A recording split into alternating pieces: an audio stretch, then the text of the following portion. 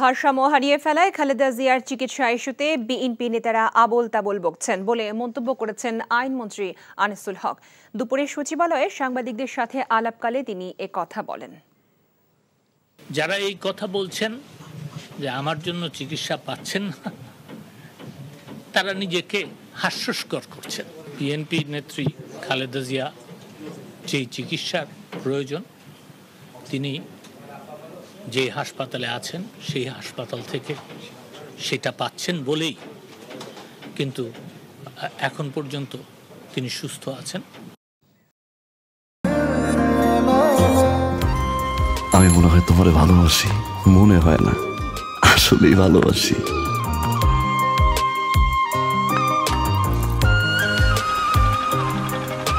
আপনি যে আমাকে ভালোবাসেন আমি টের পাই।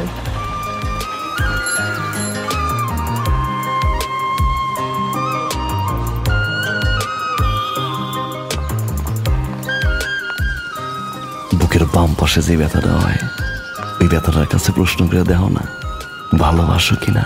টাকা 10 টাকা 10 টাকা ঘুরাইয়া দেখেন ভাগ্যের চাকা। Lottery lottery lottery.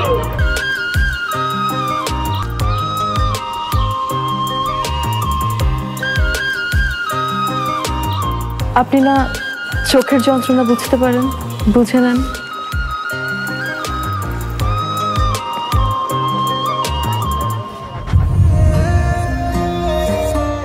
কিন্তু পুরো জগৎ মিথ্যা বলতে পারে, মানুষের চোখ কিন্তু কখনো মিথ্যা বলে না।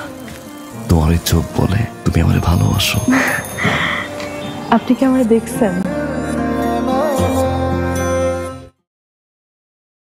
এখন জন্ম সনদ দিয়ে খোলো বিকাশ স্টুডেন্ট অ্যাকাউন্ট। নিজের বিকাশ নিজে কর।